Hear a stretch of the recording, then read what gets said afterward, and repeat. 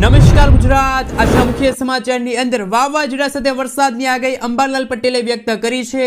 તહેવારો નજીક આવતા રાશન કાર્ડ ધારકો થઈ જાજો તૈયાર, દર મહિને મળશે 2000 રૂપિયાની આર્થિક સહાય। ખેડૂતો માટે આઈ ખેડૂત પોર્ટલ ખુલ્લું મૂકવામાં આવ્યું છે।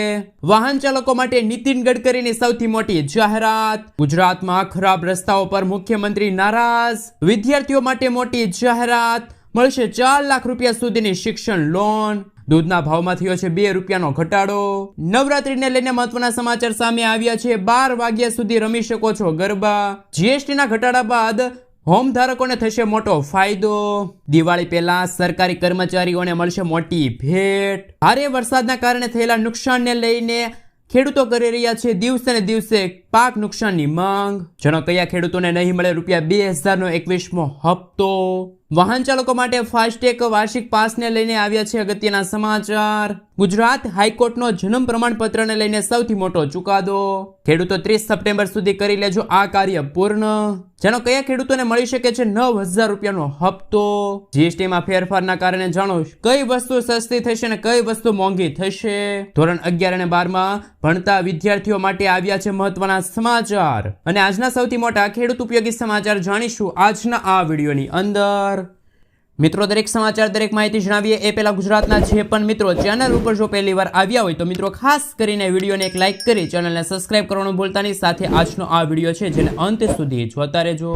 મિત્રો અત્યારના તાજા અને નવા હવામાન સમાચાર વિશે વાત કરીએ તો રાજ્યમાં હાલ તો વરસાદે વિરામ લીધો છે। નવી સિસ્ટમ સક્રિય થતા હવે ફરી વરસાદનો નવો રાઉન્ડ શરૂ થશે। હવામાન નિષ્ણાત અંબાલાલ પટેલ દ્વારા રાજ્યમાં ભારે વરસાદને લઈને નવી આગાહી વ્યક્ત કરવામાં આવી છે।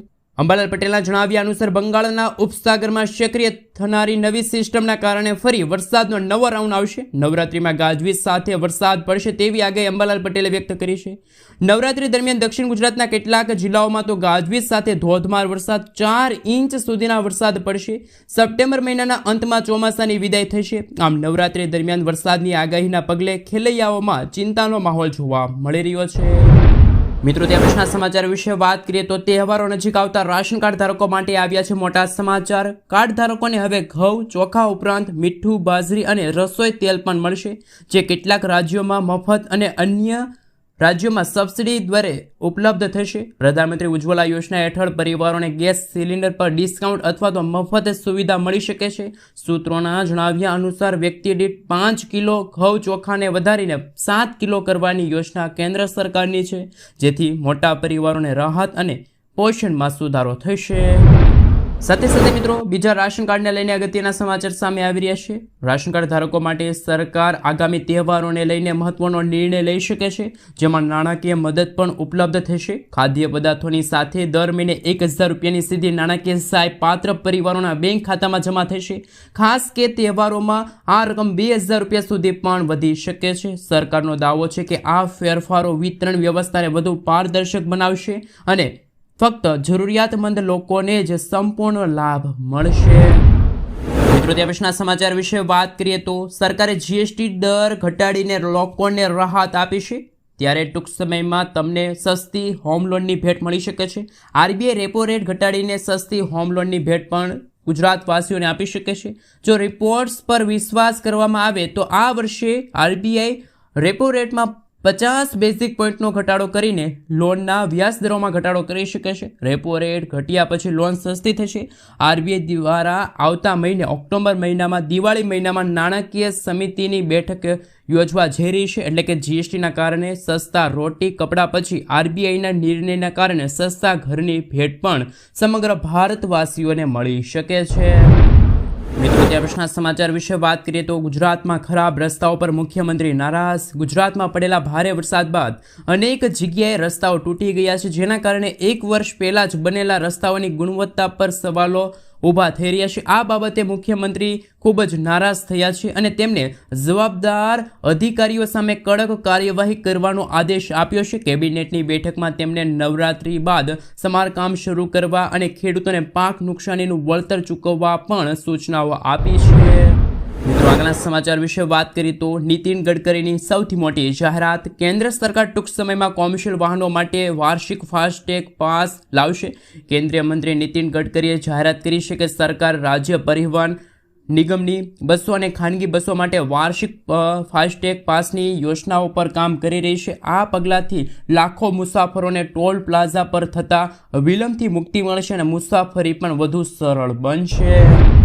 મિત્રો આગળના સમાચાર વિશે વાત કરીએ તો નવરાત્રિને લઈને મહત્વના સમાચાર. 12 વાગ્યા સુધી જ રમી શકાશે ગરબા. અમદાવાદ શહેરમાં નવરાત્રિ દરમિયાન તમામ ભાગોનું સીસીટીવી કેમેરા દ્વારા મોનિટરિંગ થશે. 112 ઇમરજન્સી સર્વિસના માધ્યમથી PCR તંત્ર ઝડપથી ઘટનાસ્થળે પહોંચશે. નવરાત્રિ દરમિયાન ગરબા 12 વાગ્યા સુધી ચાલશે. સી ટીમની મહિલા પોલીસ અધિકારીઓ ગરબાના રેસમાં હાજર રહેશે તેમજ સભ્યને સુરક્ષિત વાતાવરણ મળશે. આ અંગે અમદાવાદ પોલીસ દ્વારા પ્રેસ કોન્ફરન્સમાં માહિતી પણ આપવામાં આવી હતી. મિત્રો ત્યાં પછીના સમાચાર વિશે વાત કરીએ તો દૂધના ભાવમાં પ્રતિ લીટરે થશે 2 રૂપિયાનો ઘટાડો. મધર ડેરીએ દૂધના ભાવમાં પ્રતિ લીટર 2 રૂપિયાનો ઘટાડો કરવાની જાહેરાત કરી છે. કંપનીઓએ તાજેતરમાં થયેલા GST ઘટાડાના લાભ સીધા ગ્રાહકો સુધી પહોંચાડવા માટે આ નિર્ણય લીધો છે. આ ઘટાડાનો લાભ 22 સપ્ટેમ્બરથી મળવાનો છે. દૂધ સિવાય મધર ડેરીના અન્ય પ્રોડક્ટ્સ પણ સસ્તા થવાના છે. આ પગલાંથી ઘરેલું ગ્રાહકોને મોંઘવારીમાંથી મોટી રાહત મળશે અને દૈનિક બજેટ પણ સકારાત્મક અસર થશે. મિત્રો ત્યાં પછીના સમાચાર વિશે વાત કરીએ તો અગત્યના સમાચાર સામે આવી રહ્યા છે. ખેડૂતો માટે આઈ ખેડૂત પોર્ટલ ખુલ્લું મૂકવામાં આવ્યું છે. ગુજરાત રાજ્ય સરકારના સક્રિય પ્રયાસોથી પ્રાકૃતિક કૃષિના વ્યાપક સતત વધી રહ્યો છે. રાજ્યના મહત્તમ ખેડૂતો ગાય આધારિત પ્રાકૃતિક કૃષિ કરતા થાય તે માટે રાજ્ય સરકાર દ્વારા ખેડૂતોને સહાય સહિતના અનેક પ્રોત્સાહન આપવા માટે નવી જાહેરાતો કરવામાં આવી છે. જે પૈકી પ્રાકૃતિક કૃષિ માટે સૌથી જરૂરી અને દેશી ગાયના નિભાવ ખર્ચ માટે પણ ખેડૂતોને સહાય આપવામાં આવશે.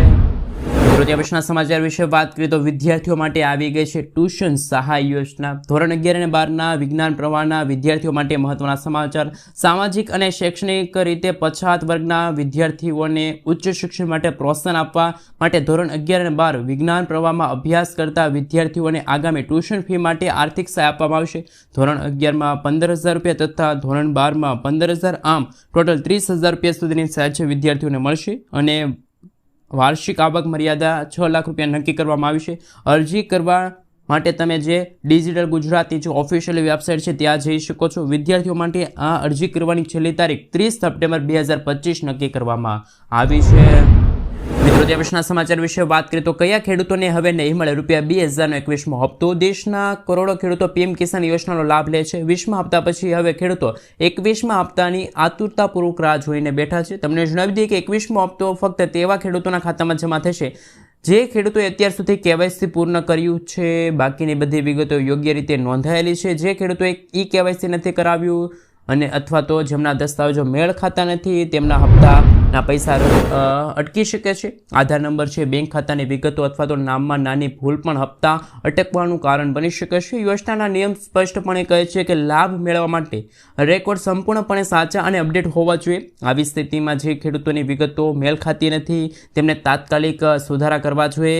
શક્ય તેટલી વહેલી તકે KYC પૂર્ણ કરવું પડશે જેથી આગામી હપ્તો જ્યારે પણ ખેડૂતોના ખાતામાં ટ્રાન્સફર કરવામાં આવે ત્યારે ખેડૂતોના ખાતામાં છે એ હપ્તો જમા થાય. અને મિત્રો આપણે જણાવી દઈએ તો 21મા હપ્તાની કોઈ ઓફિશિયલી તારીખ જાહેર થઈ નથી, પરંતુ મીડિયામાં ફરતા અહેવાલ અનુસાર ગુજરાતવાસીઓને ખેડૂતોને છે મિત્રો કહી શકે કે 21મો હપ્તો છે એ નવેમ્બર અથવા તો ડિસેમ્બર મહિનામાં ખેડૂતોના ખાતામાં જમા થશે. દિવાળી પહેલાં ખેડૂતોના ખાતામાં રૂપિયા 2,000નો 21મો હપ્તો આવે એવી શક્યતા ખૂબ જ ઓછી જોવા મળી રહી છે. મિત્રો ત્યાં પછીના સમાચાર વિશે વાત કરીએ તો મહત્વના સમાચાર સામે આવી રહ્યા છે. ખેડૂતોને ખુશખબર, ખેડૂતોની જમીનના કાર્ડ પણ હવે આગામી દિવસોમાં બની જશે. મુખ્યમંત્રી ભૂપેન્દ્ર પટેલના નેતૃત્વ હેઠળ કૃષિ ક્ષેત્રે સતત પ્રગતિ કરવામાં આવી છે. ખેડૂતોની આવક વધારીને તેમને સશક્ત બનાવવા માટે તેમજ કૃષિ પાકોનું ઉત્પાદકતા વધારવા માટે રાજ્ય સરકારે અનેક ખેડૂતલક્ષી યોજનાઓ અમલમાં મૂકી છે. સ્વસ્થ ધારા, ખેત કરારના મંત્ર લાગુ કરવામાં આવેલા SS યોજના હેઠળ ગુજરાતના 2.15 કરોડ ખેડૂતોને સોઇલ હેલ્થ કાર્ડ પણ જાહેર કરવામાં આવી રહ્યા છે. તો ગુજરાતના મુખ્યમંત્રીની સૌથી મોટી જાહેરાત ખેડૂતોને હવે છે એ મિત્રો ખેડૂત કાર્ડનું જે ખાસ જમીન કાર્ડ છે ખેડૂતોને જમીનના કાર્ડ પણ હવે આગામી દિવસોમાં મળી જશે. મિત્રો આગળના સમાચાર વિશે વાત કરીએ તો ખૂબ જ અગત્યના સમાચાર કે દિવાળી પહેલાં સરકારી કર્મચારીઓને મળશે મોટી ભેટ. પગારમાં સીધો થશે વધારો. કેન્દ્ર સરકાર દિવાળી પહેલાં કેન્દ્રીય કર્મચારીઓને અને પેન્શનરોને મોટી રાહત આપી શકે છે. સરકાર ટૂંક સમયમાં મોંઘવારી ભથ્થા એટલે કે ડીએ અને મોંઘવારી રાહતમાં 3% વધારો કરી શકે છે. આ વધારો જુલાઈ 2025થી અમલમાં આવ્યો છે અને માનવામાં આવે તો કર્મચારીઓ અને પેન્શનરોને ઓક્ટોબર મહિનામાં દિવાળીની ભેટ મળશે અને પગાર અથવા તો પેન્શનમાં છેલ્લા 3 મહિનામાં પૈસા પણ એકસાથે મળશે. સરકાર વર્ષમાં 2 વાર ડીએમાં સુધારો કરે છે. આ દિવાળીની ભેટ ગણી શકાય. સરકારી કર્મચારીઓને મળશે પગારમાં સીધો ફાયદો. મિત્રો, આગળના સમાચાર વિશે વાત કરીએ તો ખૂબ જ અગત્યના અને મહત્વના સમાચાર કે ભારે વરસાદના કારણે થયેલા નુકસાનને લઈને ઈશુદાન ગઢવીએ કરી છે ખેડૂતો માટે સૌથી મોટી માંગ. મિત્રો, આપને જણાવી દીધું કે આમ આદમી પાર્ટીના જે પ્રદેશ પ્રમુખ છે ઈશુદાન ગઢવી, એમણે જણાવ્યું કે ઉત્તર ગુજરાત અને કચ્છમાં ભારે વરસાદના કારણે ખૂબ નુકસાની સર્જાઈ હતી. ખેડૂતોના પાક પણ 100% નિષ્ફળ ગયા છે. પંજાબમાં જે રીતે પૂરના કારણે ખેડૂતોને ભારે નુકસાન થયું હતું, ત્યારે પંજાબમાં રહેલી આમ આદમી પાર્ટીએ ખેડૂતોને પ્રતિ હેક્ટર 50,000 રૂપિયા સહાય આપવાની જાહેરાત કરી હતી. તો ગુજરાતના ખેડૂતોને પણ શું ખરેખર ભાજપ સરકાર દ્વારા ખેડૂતોને પ્રતિ હેક્ટર દીઠ 50,000 રૂપિયાની સહાય મળવી જોઈએ કે ના મળવી જોઈએ? ખાસ મિત્રો નીચે કોમેન્ટ બોક્સમાં કોમેન્ટ કરીને જરૂરથી જણાવી આપજો. મિત્રો, આગળના સમાચાર વિશે વાત કરીએ તો અગત્યના અને મહત્વના સમાચાર સામે આવી રહ્યા છે. મિત્રો, ખેડૂતો માટે 30 સપ્ટેમ્બર અંતિમ તારીખ છે. ટેકાના ભાવે કપાસ વેચવા માટે કિસાન કપાસ અથવા તો કપાસ કિસાન એપ્લિકેશન ઉપર ખેડૂતો છે નોંધણી કરાવી શકે છે. ભારતમાં કપાસ ઉત્પાદક ખેડૂતો માટે વધુ મહત્વપૂર્ણ સમાચાર. આગામી સમયમાં ટેકાના ભાવે વેચવા માંગતા ખેડૂતો ઈચ્છે તો કપાસ કિસાન એપ્લિકેશન પર ઓનલાઈન રજીસ્ટ્રેશન કરાવી શકે છે. ભારત સરકાર કોટન કોર્પોરેશન ઓફ ઇન્ડિયા દ્વારા 30 સપ્ટેમ્બર 2025 સુધીમાં રજીસ્ટ્રેશન પ્રક્રિયા હાથ ધરવામાં આવશે. જે ખેડૂતો આ એપ પર રજીસ્ટ્રેશન નથી કરાવતા તેવા ખેડૂતો CCI દ્વારા પણ ખરીદી કરી શકશે નહીં. મિત્રો, આગળના સમાચાર વિશે વાત કરીએ તો દિવાળીની ભેટ ગરીબોને થશે જલસે જલસો. તહેવારોની સિઝન હવે આવી રહી છે. લોકોમાં મોટી ખરીદી કરતા હોય છે.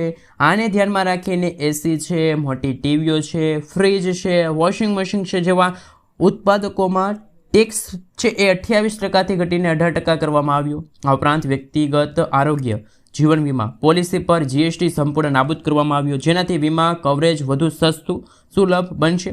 350cc સુધીની જે નાની કારો આવે છે, બાઇકો પણ સસ્તી થશે કારણ કે તેના પર ટેક્સ 28%થી ઘટીને 18% કરવામાં આવશે.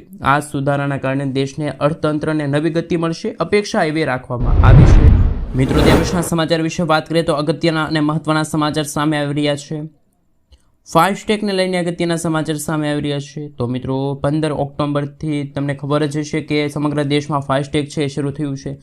ફાસ્ટેગ વાર્ષિક પાસ શરૂ થયું છે, નવી સુવિધા શરૂ થઈ છે, જેમાં ખાનગી વાહનો માટે ટોલ ટેક્સની જે ઝંઝટ હતી એ લોકોને ખતમ થઈ છે. આ યોજના હેઠળ જે વાહન ચાલકો છે કે જેમને આખા વર્ષ દરમિયાન 3,000 રૂપિયા છે ચૂકવીને આખા વર્ષનો વાર્ષિક પાસ લઈ શકે છે. 1 વર્ષ માટે આ માન્ય રહેશે અને 200 ટ્રીપ્સ માટે માન્ય રહેશે. કયા વાહનો માટે પાત્ર રહેશે? તો કે મિત્રો, આ વાર્ષિક પાસ ફક્ત બિન વાણિજ્ય વાહનો માટે માન્ય રહેશે, એટલે કે ખાનગી કાર છે, જીપ છે, વાહન છે, આ સુવિધાનો લાભ લઈ શકે છે. ટ્રક, બસ અને અન્ય વાણિજ્ય વાહનો માટે આ કાર્યક્ષેત્રમાં આવતું નથી.